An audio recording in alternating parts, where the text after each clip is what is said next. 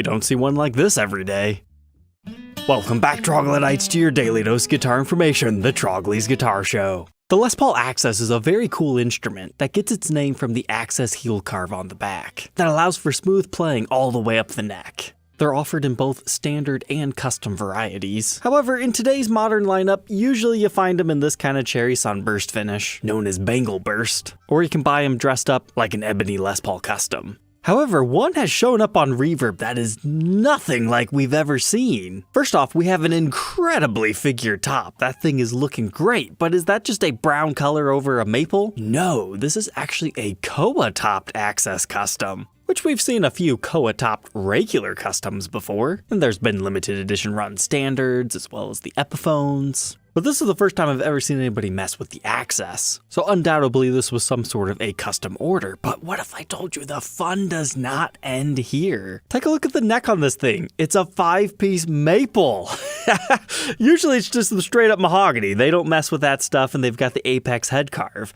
This one does not have the apex head carve, which I'm kind of sad about, because seeing that on a maple neck, let alone a 5-piece one, is something I personally have not seen out of the custom shop yet. But being the fact that it's built to these specs kind of makes the guitar look a little bit weird, because usually it's a very nice seamless transition here between mahogany woods. This time it's quite jarring because you're jumping to the mahogany body. But yet at the same time it's new and exciting, although it would have been really cool had the body also have been maple and figured.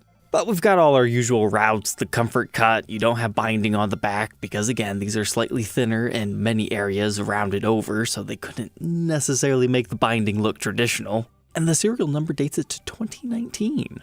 A normal one of these brand new is gonna run you about $5,500. But how much is it gonna cost you to get this one on Reverb? Whoa, $19,500 is his asking price.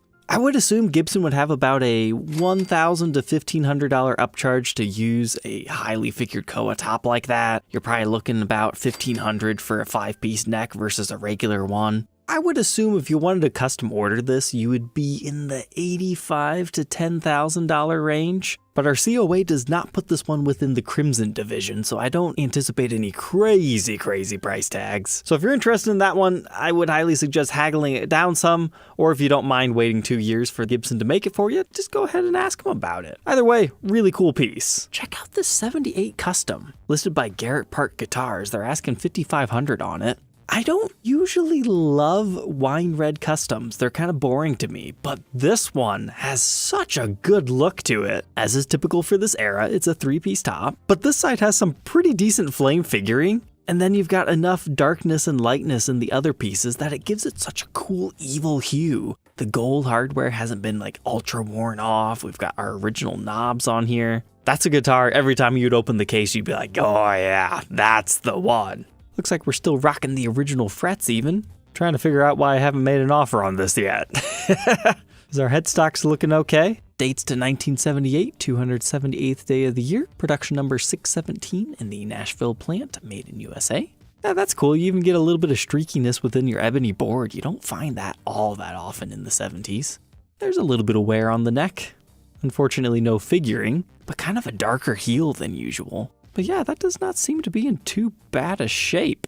Oh, that's why I haven't made an offer on it. They're firm. However, they do say it's on consignment, so that means the pricing is not necessarily in their hands. But I'd love to hear your thoughts. Are you as equally in love with that one as I am? Because I think what also works really well for this is the fact that the binding has aged just enough to play off the gold hardware. Speaking of other extraordinary examples of Norland era guitars, here's a 1980 Les Paul Deluxe in the natural finish. You don't find them in natural all that often. I'm not saying it's a rare color by any means, but this one being 1980, close to center seam, is a pretty cool find. Generally, the way the Les Paul Deluxe goes, it was introduced in 1969. We documented them here. The very early ones just had Les Paul Deluxe on the truss rod cover, and they didn't have it on the headstock silkscreen, and they went through many different changes. In the 80s, they start to become a little bit harder to find, and as you get closer to their discontinuation date of 1985-ish, you start to see the 2-piece flame maple tops show up. But this one's not exactly at the tail end of that if it's from 80, and the fact that it's natural is just really cool. Some angles it looks like your regular plain top with just some good grain. Other times it's pretty evenly flamed.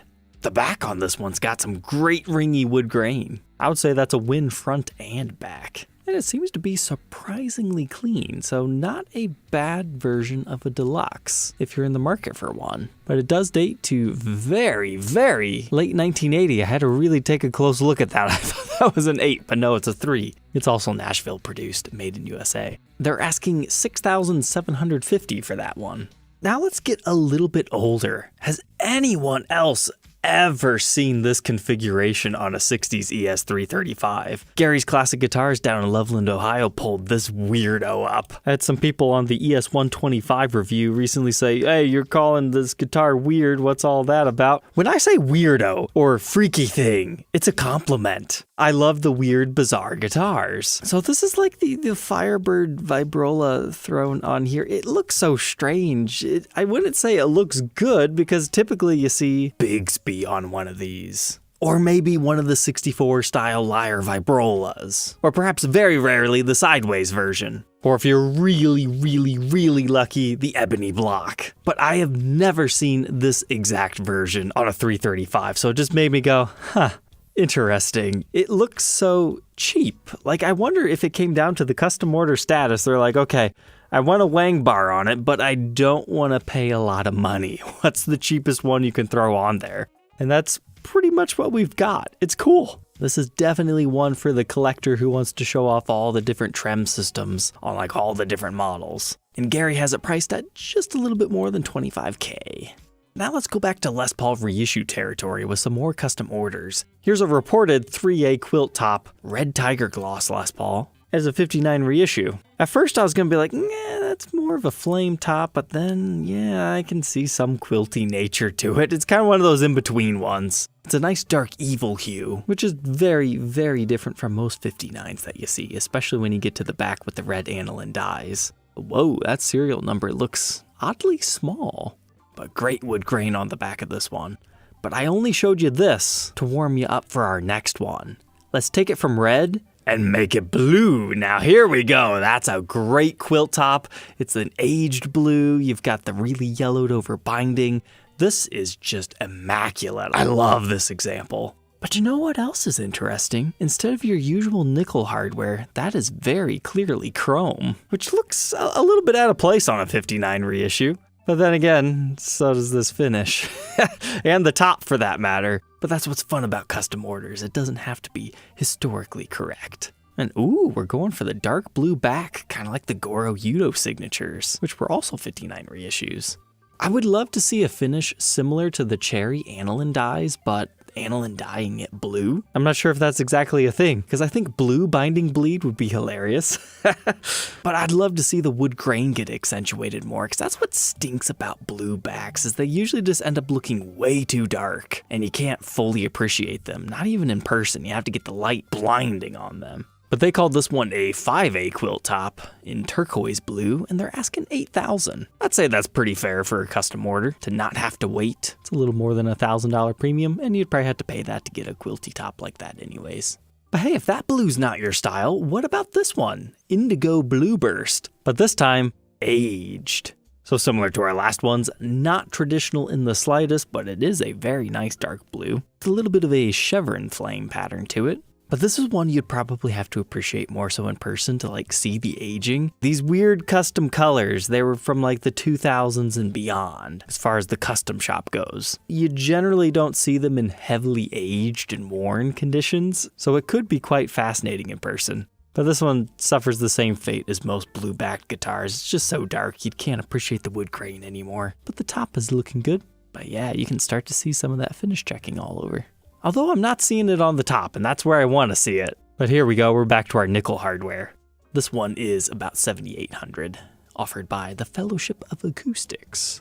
And then to wrap up our episode tonight, here's one of those early 2000s one I was talking about. Although just listed as a custom shop Les Paul in general, they're asking $5,600, which is not too bad, but it's over in Austria, and I don't think he wants to ship it internationally, so I think that's why it's sat here for so long. We got a Les Paul Standard with a quilt top and a root beer finish, but yet it's got the black binding with uncovered zebra bobbin pickups, the nickel hardware, ABR1 bridge. It's really quite a striking piece, but then when you zoom out, we still have our COA, which is a miracle when they're the giant paper ones.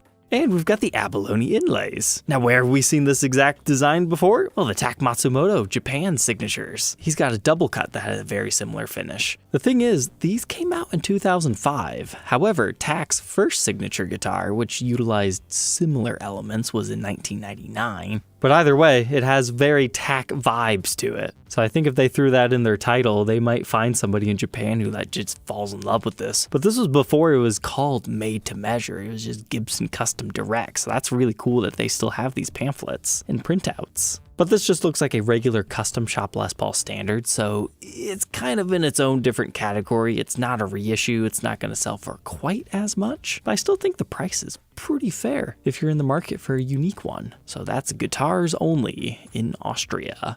Alright, Troglodytes, I hope you enjoyed tonight's episode. Don't forget to like, comment, and subscribe, and we'll catch you tomorrow on the next one. Take care.